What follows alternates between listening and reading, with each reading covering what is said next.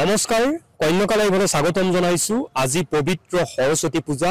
আজি সৰস্বতী পূজাৰ দিনটোত এটা ইতিবাচক খবৰ লৈ বৰ্তমান মোৰ সতীৰ্থ হৃদয়াৰ লগত আমি উপস্থিত আছো। জামুগুৰিহাটৰ কুসুমটোলা স্থিত দ্বাদশ অসম আৰক্ষী বাহিনীৰ যি কেম্পাছ, এই কেম্পাছত আমি উপস্থিত আছো। দ্বাদশ অসম আৰক্ষী বাহিনীয়ে স্থানীয় ৰাইজৰ সহযোগত আজিৰ দিনটোত এখন এই কেম্পাছত শিক্ষানুষ্ঠানৰ আজি মুকলি কৰিছে। এই দ্বাদশ অসম আৰক্ষী বাহিনীত অসমৰ বিভিন্ন প্ৰান্তৰ লোকে ইয়াত চাকৰি কৰে আৰু চাকৰি সূত্ৰে তেওঁলোক বিভিন্ন স্থানলৈ যাবলগীয়া হয়। কণ ল'ৰা ছোৱালীখিনিয়ে যাতে শিক্ষা গ্ৰহণ কৰিব পাৰে তাৰ কাৰণে এই বৃহত্তৰ নদুৱাৰ অঞ্চলৰ ৰাইজৰ সহযোগত দ্বাদশ অসম আৰক্ষী বাহিনীয়ে আজি এই সৰস্বতী পূজাৰ দিনটোত এখন স্কুলৰ শুভাৰম্ভণি কৰিছে। নিশ্চয় ই এক ইতিবাচক খবৰ। দেখা গৈছে যে আজিৰ এই শুভাৰম্ভণি অনুষ্ঠানত অসম আৰক্ষীৰ যিগৰাকী IGP অখিলেশ কুমাৰ সিঙো উপস্থিত আছে।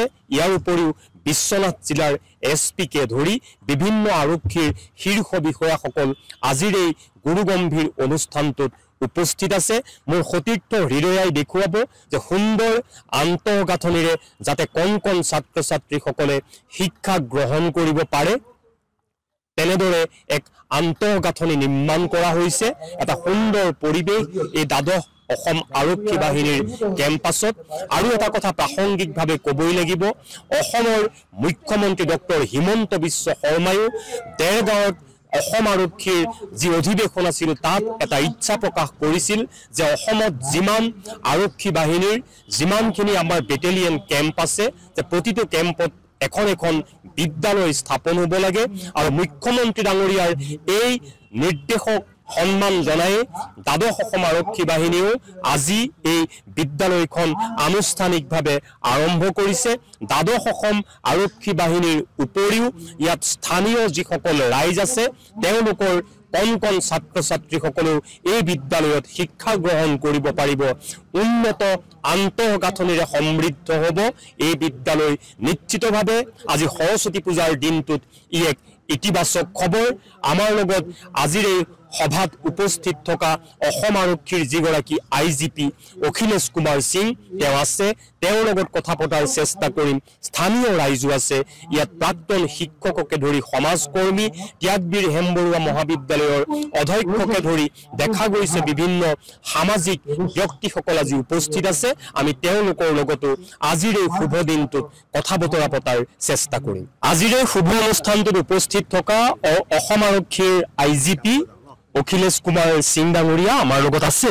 আমি তেওঁ অনুভৱ জনাৰ চেষ্টা কৰিম। স্যাৰ স্বাগতম জনাইছো। ধন্যবাদ। আৰু মাননীয় মুখ্যমন্ত্ৰী মহোদয়ৰ নিৰ্দেশ মৰ্মে এটা মিটিং হৈছিল কমাণ্ডাৰসকল, তাতে তেওঁ আমাক পৰামৰ্শ দিছিলে যে প্ৰত্যেক বাটালিয়নত ভাল এটা স্কুল খুলিব লাগে, মডাৰ্ণ একদম আপডেট, য'ত সেই লোকেল যিমান মানুহ আছে তেওঁলোকে নিজৰ ল'ৰা ছোৱালীসকলক পঠাই তেওঁলোকে এটা গৌৰৱ আনন্দ অনুভৱ কৰে তেনেকুৱা স্কুল প্ৰত্যেক বাটালিয়নত খুলিব লাগে। সেই হিচাপে যোৱা বছৰ এতিয়া মই এনুৱেল ডেট যেতিয়া আহিলোঁ 12 APBNত তেতিয়া মই ডিছকাছ কৰিলোঁ এই কথাটো। আমি গম পালোঁ অলপ আমাৰ হাতত ফাণ্ড আছে। তেতিয়া মই CO চাহাবক ক'লোঁ এই ফাণ্ড ইউজ কৰি আমি ভাল এটা স্কুল খুলি দিওঁ। আৰু এনেকুৱা হ'ব লাগে যে লিডিং চিটিজেন আমাৰ লোকেলিটি যি আছে চবক ইনভলভ কৰি কমিটি কৰি পেলাই কৰক। আজি এক বছৰ পিছত প্ৰায় আহি মই আজি দেখিছোঁ যি পৰিৱেশ ইয়াত হৈছে, ধুনীয়াকৈ কেম্পাছ হৈছে, হাইৱে ওপৰত কেম্পাছ দিয়া আছে, বাউণ্ডেৰী ৱাল হৈ গ'ল, পিছফালে স্কুলটো হৈ গ'ল। আৰু আমাৰ লিডিং চিটিজেনসকলক যি আজি মই লগ পালোঁ, আমাৰ ৰিটায়াৰ্ড প্ৰিন্সিপাল আৰু ছাৰ্ভিং প্ৰিন্সিপাল, ছ'চিয়েল ৱৰ্কাৰ চবেই আছে ইয়াত। এইটো দেখি মোক যথেষ্ট আজি আনন্দ হৈছে। আৰু আমাৰ ধাৰণা হৈছে এইটো আমাৰ ভাল এইটো ছাকচেছফুল স্কুল ইয়াত গঢ়ি উঠিছে অলৰেডি। আৰু যি মই গম পাইছোঁ কেইটামান যথেষ্ট এপ্লিকেশ্যন অলৰেডি এডমিশ্যনৰ কাৰণে আহিছে।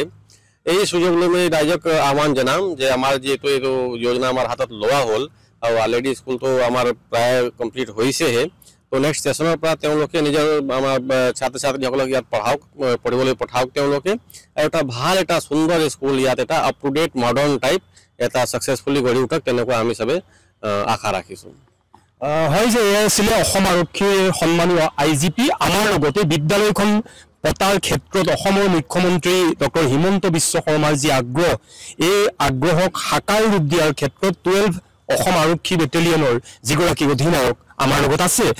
স্যাৰ আপোনাক আমি স্বাগতম জনাইছোঁ। ধন্যবাদ।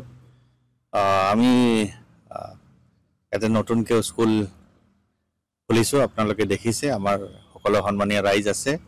গতিকে ৰাইজৰ সহযোগত আমি আমাৰ মেনেজমেণ্ট কমিটি বনাইছোঁ আৰু ইতিমধ্যে আমাৰ এডমিশ্যনৰ প্ৰক্ৰিয়া আৰম্ভ হৈছে আৰু এইটো ছেশ্যনৰ পৰাই নতুন ছেশ্যনৰ পৰা আমি আমাৰ KG1 আৰু KG2 এইটো আমাৰ 12 APBN ইংলিছ পাব্লিক স্কুল হ'ব নামেৰে। গতিকে আমি ৰাইজৰ সহযোগিতা বিচাৰিছোঁ। গতিকে ইয়াতে খুব কম মানে খৰচত, একেবাৰে কম খৰচত ধুনীয়া স্কুল গঢ়ি উঠিব আৰু ৰাইজৰ আৰু আমাৰ মেনেজমেণ্টৰ সকলোৰে সহযোগ কামনা কৰিছোঁ। ধন্যবাদ। এয়া আছিলে আমাৰ 12 APBNৰ যিগৰাকী অধিনায়ক। এই বিদ্যালয়খন প্ৰতিষ্ঠা কৰাৰ ক্ষেত্ৰত তেওঁৰ যথেষ্ট গুৰুত্বপূৰ্ণ ভূমিকা আছে, যে এই বিদ্যালয়খন অসম আৰক্ষী, দ্বাদশ অসম আৰক্ষী বাহিনী প্লাছ আমাৰ স্থানীয় যি ৰাইজ আছে তেওঁলোকৰ সহযোগত হ'ব। স্থানীয় ৰাইজ আছে, আপোনাকো স্বাগতম জনাইছোঁ। ধন্যবাদ জনাইছোঁ যে ইয়াত আজি কিছুদিনৰ আগত এটা চিন্তা চৰ্চা কৰা হ'লেতো আপোনালোকে গম পাইছেই যে ইতিমধ্যে মুখ্যমন্ত্ৰী মহোদয়ৰ এইটো মনৰ আশা যে সকলোবিলাক বেটেলিয়ানতে এখন সুন্দৰ স্কুল হওক। এতিয়া এই আশাটো আমাক অধিনায়ক মহোদয়ে জনাইছিলে আৰু আমি সকলো ৰাইজ আহি পেলাই ইয়াত একত্ৰিত হৈছিলোঁ আৰু তেতিয়া তেখেতে কোৱা কথাটো আমি অনুভৱো কৰিছিলোঁ হয় যে ইয়াৰ কণ কণ ছাত্ৰ ছাত্ৰীসকল, ইয়াৰ এমপ্লয়ীসকলৰ কণ কণ শিশুসকল বিভিন্ন আঁতৰত গৈ পঢ়ে, বিশ্বনাথ চাৰিআলিত পঢ়ে বা তেজপুৰত পঢ়ে। এই শিশুসকলে আঁতৰত পঢ়িলে আন ঠাইত চাকৰি কৰি থকা কৰ্মচাৰীসকলে যথেষ্ট চিন্তাত থাকে। গতিকে তেখেতসকলক যদি ইয়াতে পঢ়াব পৰা যায় সেই সুবিধাটো হ'ব। এইটো মুখ্যমন্ত্ৰীয়ে খুব ভাল চিন্তা কৰিছে, তেখেতক ইয়াৰ পৰাই ধন্যবাদ জনাইছোঁ। আৰু সেই চিন্তা চৰ্চাটো কৰি আমি ৰাইজেও সহযোগিতা আগবঢ়াইছোঁ আৰু আহি ইয়াতে বিদ্যালয়খন প্ৰায় সম্পূৰ্ণ হৈছে। আমি 1 এপ্ৰিলৰ পৰা ইয়াত পাঠদানে আৰম্ভ কৰিম বুলি ভাবিছোঁ আৰু প্ৰায় 30খন আবেদন ইতিমধ্যে ছাত্ৰ ছাত্ৰী ইয়াত আহি পৰিছে আৰু শিক্ষকো আমি নিযুক্তি দিম, উপযুক্ত শিক্ষক নিযুক্তি দিম বুলি আমি এটা চিন্তা চৰ্চা কৰিছোঁ। সেই হিচাপে আমি গুহাৰিও জনাইছোঁ, ইয়াৰ আপোনালোকৰ জৰিয়তেও গুহাৰি জনাইছোঁ যে কোনোবাই যদি ভাবে যে ইয়াত শিক্ষকতা কৰাৰ কাৰোবাৰ মন কৰে তেওঁলোক ইয়ালৈ আবেদন দিব পাৰিব। আৰু আমাৰ ইয়াৰ অভিভাৱকসকলকো অনুৰোধ জনাইছোঁ যে এখন উন্নত মানদণ্ডৰ এখন শিক্ষানুষ্ঠান ইয়াত হ'ব। গতিকে তেখেতসকলে আঁতৰলৈ ছাত্ৰ ছাত্ৰীক নিনি কণ কণ ছাত্ৰ ছাত্ৰীসকলক ইয়াত উপযুক্তভাৱে শিক্ষা গ্ৰহণ কৰিবলৈ সুবিধা দিব পাৰিব আৰু অত্যন্ত কম খৰচত, একেবাৰে কম খৰচত এই বিদ্যালয়ত শিক্ষা গ্ৰহণ কৰিব পাৰিব। কাৰণ ইয়াত আমাৰ আচলতে ইনকাম চ'ৰ্চৰ বাবে বিদ্যালয়খন খোলা হোৱা নাই, ইয়াত ছাত্ৰ ছাত্ৰী বা শিশুসকলক আগবঢ়াই নিবলৈহে কৰা হৈছে। এই চিন্তা চৰ্চা কৰি বিদ্যালয়খন ইতিমধ্যে ইয়াত হৈছে। গতিকে আমি আপোনালোক ধন্যবাদ জনাইছোঁ আৰু এই অঞ্চলৰ সকলোকে অনুৰোধ জনাইছোঁ যে আপোনালোকৰ শিশুসকলক ইয়াত পাঠদান কৰিবলৈ দিয়ক। তাৰমানে এটা কথা আপোনাক সোধোঁ, যিহেতু অসম আৰক্ষী, দ্বাদশ অসম আৰক্ষী বাহিনী কেম্পাছত হ'ব, ৰাইজে ভাবিব লাগিব যে এইখন অকল দ্বাদশ অসম আৰক্ষী বাহিনী বিদ্যালয়। এতিয়া ধন্যবাদ জনাইছোঁ। যদি নামটো আচলতে 12 বেটেলিয়ান ইংলিছ পাব্লিক স্কুল হ'ব, কিন্তু হ'লেও যে এইখন অকল বেটেলিয়ানৰ স্কুল নহয়। তাৰমানে এইখনত ৰাইজ, আমি সেইকাৰণে ইয়াত জড়িত হৈ আছোঁ, নহ'লেতো আজি বেটেলিয়ান সকলোৱে থাকিলেহেঁতেন। আমি ৰাইজ সকলো জামুগুৰিহাটৰ সমাজ জীৱনৰ লগত জড়িত সকলো ব্যক্তিলৈ আহিছে আৰু তেখেতসকলে ভাবিছে যে ইয়াত এখন আমি সকলোৰে সহযোগত, আমাৰ সকলোৰে ছাত্ৰ ছাত্ৰীয়ে ইয়াত পাঠ গ্ৰহণ কৰিব পাৰিব।